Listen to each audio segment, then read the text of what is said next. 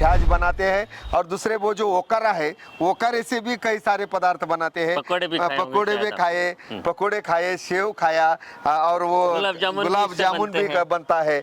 और दूसरा जो है वो सोयाबीन का भुजिया, इतने बहुत सारे पदार्थ हमने देख लिए सर। तो साथियों, आज हम बात कर रहे हैं सांगली जिले की जो फार्मर प्रोड्यूसर ऑर्गेनाइजेशन है, उसके पदाधिकारी भी हमारे साथ में हैं। हमारे साथ में माने जी ने इस प्रकार से बताया कि इस परियोजना का उद्देश्य क्या है और फार्मर प्रोड्यूसर ऑर्गेनाइजेशन बनाने से हमारे किसान भाइयों को किस प्रकार से फ़ायदा होगा। अब हम बात करेंगे सांगली ज़िले की। ये ऐसा ज़िला है, देश में जितने भी सोयाबीन उगाने वाले जो राज्य है या क्षेत्र है, उसमें भी डिस्ट्रिक्ट वाइज अगर चर्चा करें तो सांगली, सातारा या ऐसे कुछ प्रमुख डिस्ट्रिक्ट है जहाँ पे देश की औसत सोयाबीन उत्पादकता से भी ज़्यादा इनकी उत्पादकता है। तो ऐसे सांगली ज़िले के किसान हैं और इनके कुछ इनोवेटिव प्रैक्टिसेस भी है, और ये सब जो प्रैक्टिसेस जो आई है किसानों के बीच में से उभर के आई है।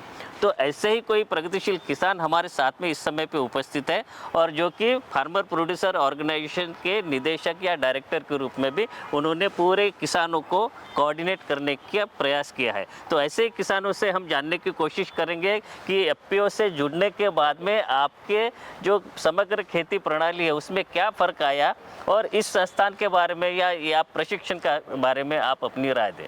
नमस्कार, हमारा एफपीओ नाम है रत्ना फार्मर प्रोड्यूसर कंपनी, उसका अध्यक्ष मैं वैभव भगवान कोकाटे। हमारा सांगली ज़िले में 2014 से एफपीओ काम कर रहा है।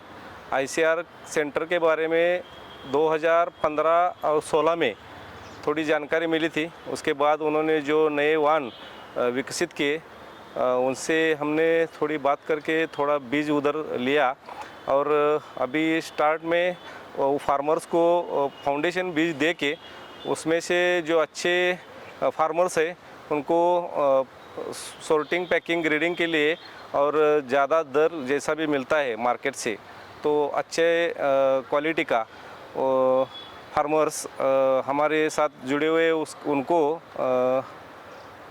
प्रोसेसर को दे देते हैं।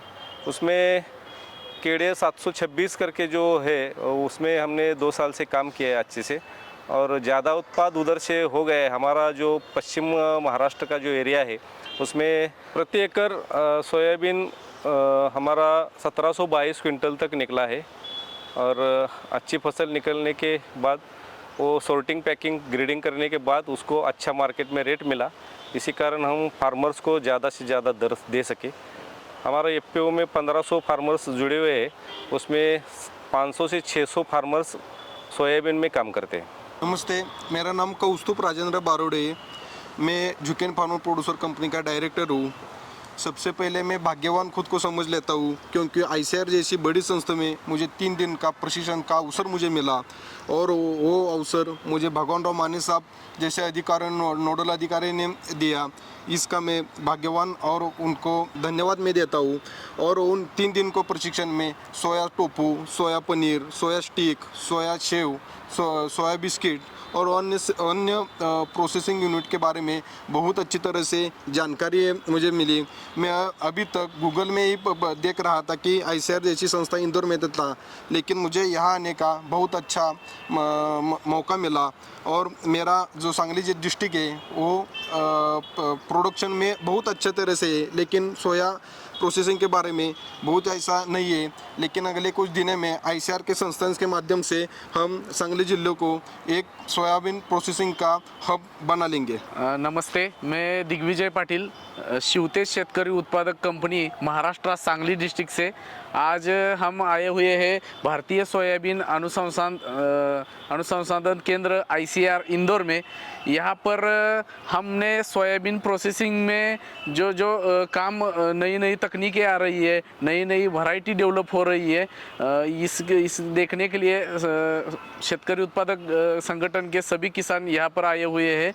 हमारी कंपनी 2014 से सोयाबीन प्रोसेसिंग में काम कर रही है। उसमें खासकर बीजोत्पादन को लेकर काम कर रही है। भारतीय अनुसंधान केंद्र ने जो अभी सोयाबीन पर जो प्रोसेसिंग पर जो काम किया है, वो 3 दिन तक हमने वहाँ पर सोया दूध बनाने के लिए सीखा, सोया पनीर बनाने के लिए सीखा, और नई जो तकनीकें हैं वो देखने का हमें अवसर इस संशोधन केंद्र ने हमें मिला दिया। इसलिए मैं यहाँ के केंद्र का धन्यवाद करता हूँ, खासकर दोपारे साहब का, और हमारे स्मार्ट प्रोजेक्ट के जो भगवान राव माने साहब हैं, उन्होंने हमें जो ये इधर ट्रेनिंग का जो 3 दिन का मौका दिया, इसलिए मैं धन्यवाद करता हूँ। और हमारे सांगली डिस्ट्रिक्ट में जो सोयाबीन उत्पादक जो ग्रोवर है, उनके लिए इस जानकारी का बहुत बड़ा अर्थ है, और सोयाबीन प्रोसेसिंग में हम और से और बढ़िया काम करने में इनकी सहायता लेंगे। धन्यवाद।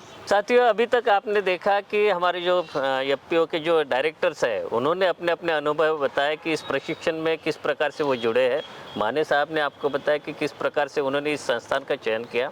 अब हमारे पाटिल साहब है जो कि कृषि विभाग के अधिकारी है, उनसे हम जानना चाहेंगे क्योंकि कई सारे दर्शक हमसे पूछेंगे कि ये जो फार्मर प्रोड्यूसर ऑर्गेनाइजेशन यहाँ पे ट्रेनिंग लेने आई है, कोई जो दूसरे बहुत सुदूर ग्राम के जो किसान है वो अगर कोई एफपीओ बनाना चाहते हैं तो किस प्रकार से बना सकते हैं, उसकी प्रोसीजर क्या होती है, संक्षेप में बताइए।